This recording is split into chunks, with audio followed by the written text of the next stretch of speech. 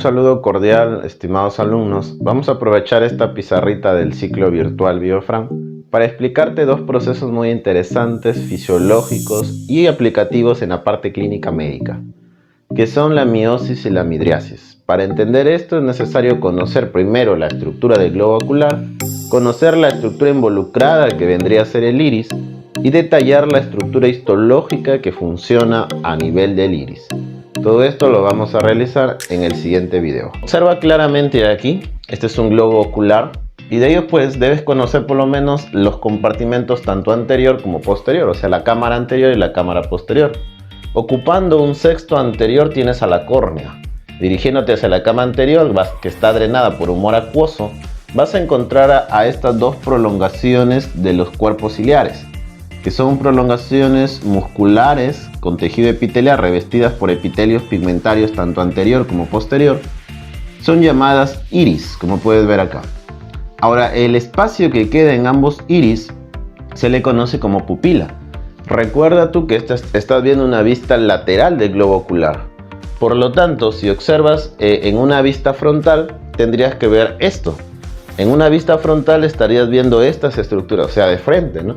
En una vista lateral estarías viendo esto. En una vista frontal, lo que tú vas a observar en el globo ocular es lo siguiente. Vas a observar una parte oscura, que es conocido como pupila, que en la parte lateral, pues lo ves el espacio que queda, ¿no? Y por detrás de ellos vas a encontrar el iris, que es el encargado de darle el color al ojo, como en este caso está de color verde, ¿no? Los ojos serían color verde. Generalmente son marrones, generalmente son oscuros, por ahí. Ahora, el iris en realidad es así, hijo. Es una estructura circular. No es como la que hemos estado viendo en una vista lateral. En una vista lateral la estarías viendo así, cortada hacia la mitad. Más o menos en un corte así, ¿no? Ahora, si vamos ya a la parte histológica. Bueno, recuerda por acá está el limbo esclerocorneal. Encima estaría la córnea, que es un cristal. Una lente, y separando del esclerótico, también llamado blanco del ojo. Si observamos la parte histológica del iris para entender su fisiología, ya que vamos a ver que ese orificio pupilar puede agrandarse o puede contraerse, puede reducir su diámetro, y esos son los dos procesos implicados, ¿no? Si el orificio pupilar se agranda, aumenta el diámetro, ese proceso es llamado midriasis, y si se disminuye el diámetro, un proceso conocido como meiosis. Ahí está. Pues para entender bien cómo se realizan y por qué se agranda, por qué se disminuye, porque en ambos casos se da contracción, es necesario analizar la estructura histológica del iris. Entonces, si hacemos, este sería el iris, si hacemos un zoom a este iris y vamos a observar la parte histológica, es necesario diferenciar los dos epitelios. Recuerda que en el iris hay un epitelio que está en contacto con la cámara anterior, llamado epitelio pigmentario anterior, y un epitelio que va a estar en contacto con la cámara posterior, llamado epitelio pigmentario posterior.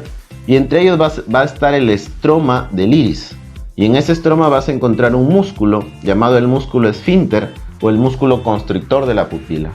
Y del epitelio pigmentario anterior van a haber unas prolongaciones, conocidas como el músculo dilatador de la pupila.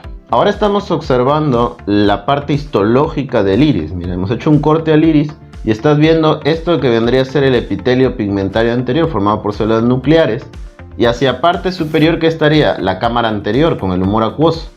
Por la parte inferior estás viendo el epitelio pigmentario posterior, y hacia la parte más posterior estaría la cámara posterior con el humor vítreo.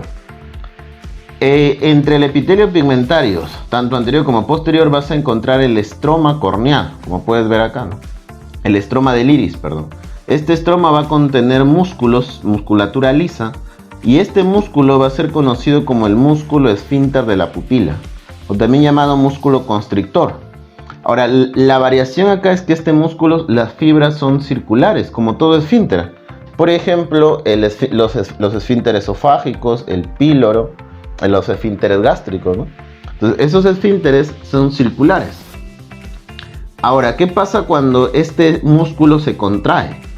Como es circular, como puedes observar acá, la contracción de un músculo circular se da hacia adentro, ¿sí? La contracción de un músculo circular se da hacia adentro. Por lo tanto, si esta es la pupila, ¿qué pasa cuando el músculo se empieza a contraer? El diámetro pupilar disminuye.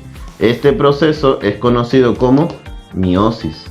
Acuérdate que el sistema nervioso encargado de realizar este proceso de miosis cuando uno acerca la luz es el sistema nervioso parasimpático, ¿correcto? A través de las fibras del tercer par craneal, el motor ocular común. Si observamos el epitelio pigmentario anterior, vas a observar que hay unas prolongaciones o unas evaginaciones en la parte basal de estas células, conocidos como músculo dilatador de la pupila.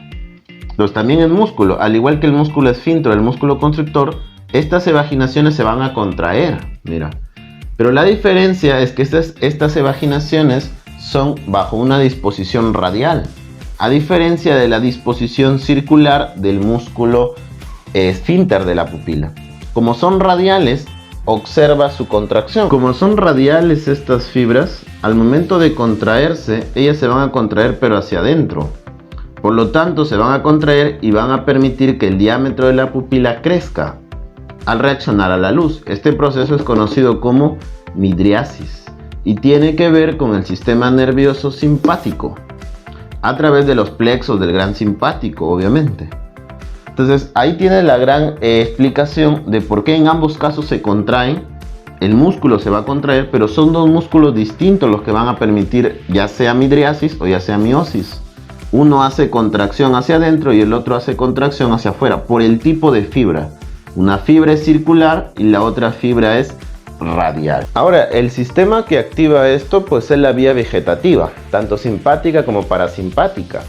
Te haré recordar que el sistema nervioso simpático es aquel que nos mantiene alerta y el parasimpático es el del relajo, el del estado de latencia. Ahora te pongo un ejemplo. ¿Qué pasa? Que imagínate que te están asaltando, te van a asaltar. Necesitas tener un buen campo visual. Por lo tanto, el diámetro pupilar, para que pueda entrar más rayos de luz y puedas tener una mejor visión, debe aumentarse. Entonces, el que permite aumentar esto es el que te va a tener activo, o sea, el sistema nervioso simpático.